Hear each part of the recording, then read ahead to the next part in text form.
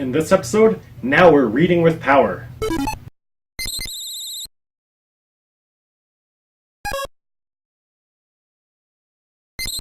Hi everyone, John here. Time for another book review. Today we'll look at the Ultimate Nintendo Guide to the NES Library, 1985 to 1995, available from ultimatenes.com and written by Pat Contri, also known as Pat The NES Punk. Here I was, excitedly receiving my copy of this massive tome a few months ago, and it has certainly taken a while to read, as I wanted to take in every word in this book before doing this review.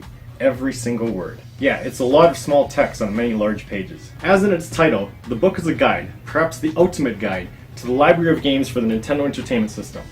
There are reviews for every single game made for the 8-bit Nintendo console between 1985 and 1995. We are referring specifically to games for the NES, not Japanese games, as those would have been for the Famicom. So it focuses primarily on North American games, though there are also short reviews for the European exclusive games.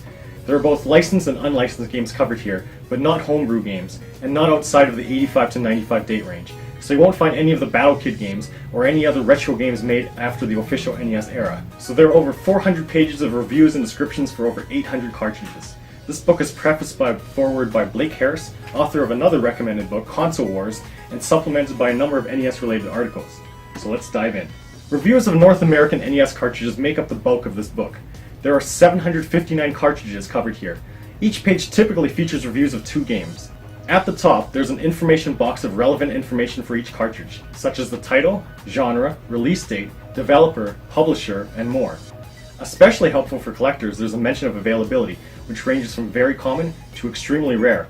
Though as expected, for something that can only be estimated, there is a disclaimer that this may not necessarily reflect its true availability at the current time.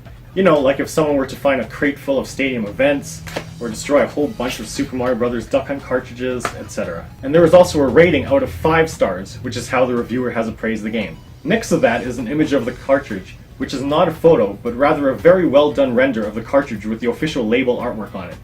In cases where the cartridge is physically different than the standard gray design, typically for unlicensed games, this is also accurately reflected here. It is a very nice touch that the book is concerned with little details like that, especially as collectors would be more likely to find loose cartridges in boxes, of which the art sometimes differs slightly. Then we have the description and review of that game. These descriptions are detailed looks at what each game is about, and reviews explaining what sort of experience you could expect.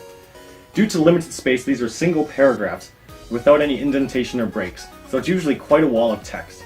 This is not a complaint, as I would want as much information as possible. Though, when reading late at night, don't do that too often, kids. Reading is good, but so is getting enough sleep. Sometimes you may lose track of which line you were on. Each review is followed by a short reflection section, where the reviewer comments on the game in a casual and personal manner, sometimes leading to interesting tangents. For example, the reflections on Cycross include an anecdote about its reviewer, Ian Ferguson, being pushed into the deep end of a swimming pool by a girl after admitting to her that he couldn't swim. He ties this into his memory of borrowing Cycross from her that same day. Other stories like that add a light-hearted tone to what otherwise could have been a dry reference book with only purely objective information.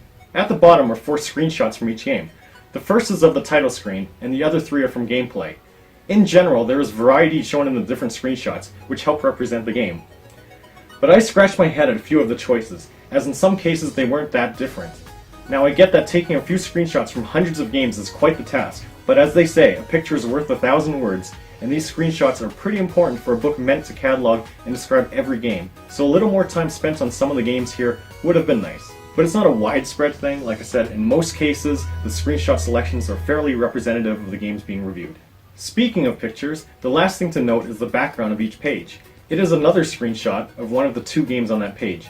It is mostly obscured by the elements on the page, including the white boxes of text for the descriptions and reviews, especially when the text takes up the full space.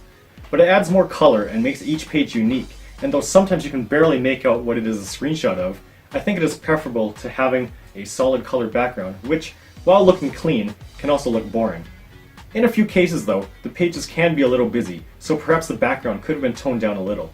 While most cartridges get half a page, there are 8 popular games that get a full page review. These are the 3 Super Mario Bros. Games, the 2 Zelda games, Mega Man 2, Tecmo Super Bowl, and the Tengen version of Tetris. Reviews for these games obviously have about twice as much text, and 6 screenshots instead of 4. I would say these are mostly justifiable in having more coverage, but I personally would have found something else other than the Tengen version of Tetris, which also seems to snub Nintendo's version, which only gets half a page. If this was a Game Boy book, Tetris would definitely be worth a mention, but if I edited this NES book, something like Metroid perhaps, or one of the first 2 of the 3 Castlevanias or Ninja Gaidens should have been worthy of a whole page.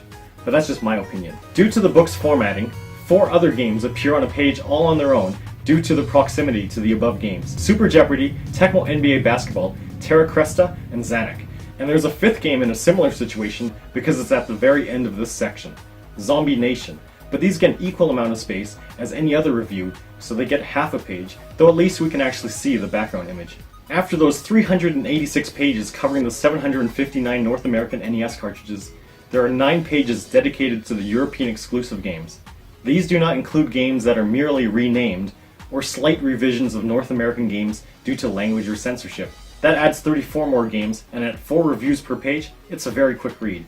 There is only 1 gameplay screenshot per game here though. Now, I get that this book is intended for an English-speaking North American audience, but I did still find it odd that one of the European games, a text-heavy RPG only in French, Les Chevaliers du Zodiac, Le Legend d'Or, was not reviewed with a star rating because of the language barrier.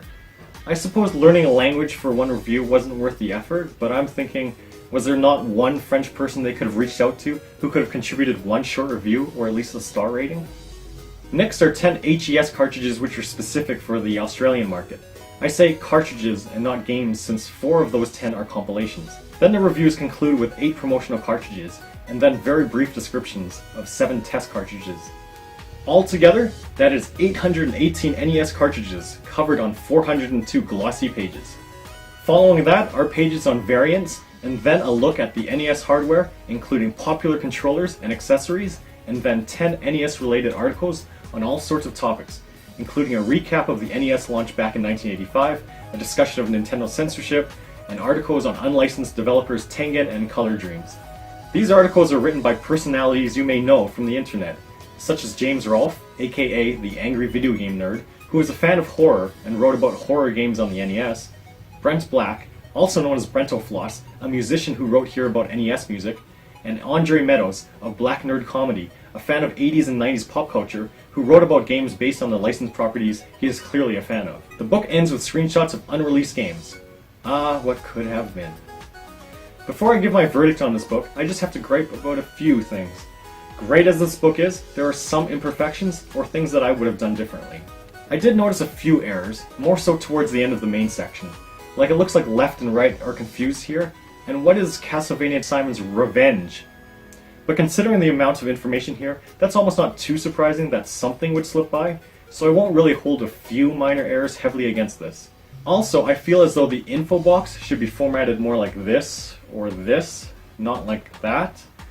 As a visual person, I find left justified text for lists where the items are different lengths to be jarring, but maybe that's just me. There are 2 other things I personally would have done differently with the listing order. First, a minor thing. The games are indeed listed alphabetically, but as a computer would, that is, it factors in spaces and periods. So for instance, you would think Superman comes before Super Mario Bros., but there is no space in Superman, so it comes after all the other games with Super in their titles, so Superman is next to Swamp Thing. Fitting as they are both DC Comics characters, but this slight alphabetical unintuitiveness sometimes makes you wonder if a game is missing when you flip through the book, like if you were looking for games that are titled with acronyms using periods, such as Mule, Muscle, and Scat. Now I may be making a bigger deal of this than most would, I'll admit, as there are only a few games that feel misplaced due to this. My other concern is having the licensed and unlicensed games mixed together in the same section. Clearly it is known whether or not a game is licensed or unlicensed, as that's one of the points in the information box. Plus, they clearly know of the non-standard cartridge shapes and colors.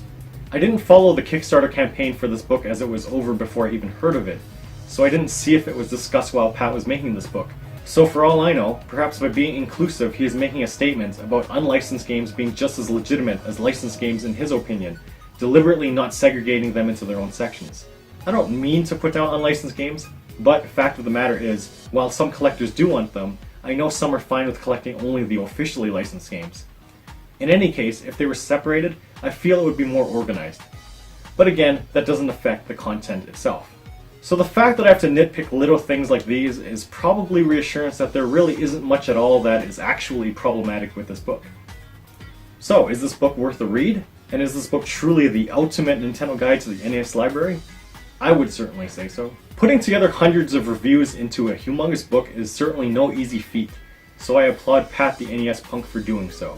There are a few books on the NES, but so far I have not seen one that truly attempted to, and succeeded, in cataloging everything for the NES, which is odd considering it is one of the most popular and influential game consoles of all time, if not the most.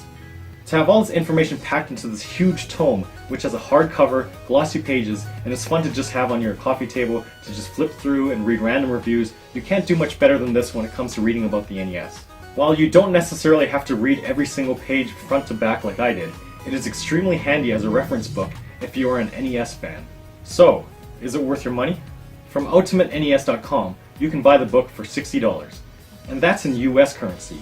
On top of that, I paid $45 American for shipping to get this to Canada, so the total of $105 American is currently about 138 Canadian dollars. I know that sounds a little steep, but consider what you're getting. It's a massive hardcover book chronicling everything in the entire NES era, and there is no other book like this. If you just want the information within, you can also get a digital version of the book for only $30 American, so that's currently $39 Canadian. However, if you can afford it, this is one of those books you really should get physically. Either way, the Ultimate Nintendo Guide to the NES Library, 1985 to 1995, is definitely recommended if you have any sort of affinity for Nintendo in the 8-bit era. Despite my minor gripes, I still give this book a 5 out of 5. Thanks for watching this review. If you're a Nintendo fan, I should let you know I have posters showing the box art from every single NES game. These posters are 70 centimeters tall and 100 centimeters wide. Definitely let me know if you're interested, as I don't have many of these left. And I still have some DVDs of the film Nintendo Quest, where one man, Jay Bartlett, takes on a dare to collect all the NES games in 1 month without any online purchases, so he goes on a road trip across Ontario and the United States in an attempt to do so. This Kickstarter backer exclusive version includes an audio commentary not found elsewhere. Details are in the description below if you are interested. So, do you agree with my review? Are you an NES fan? What are your favorite NES games? Have you checked out VGMaps.com's NES section? Feel free to comment on any and all of these things below. Be sure to like, share, and subscribe, and check out my other videos too. That's it for now. Later.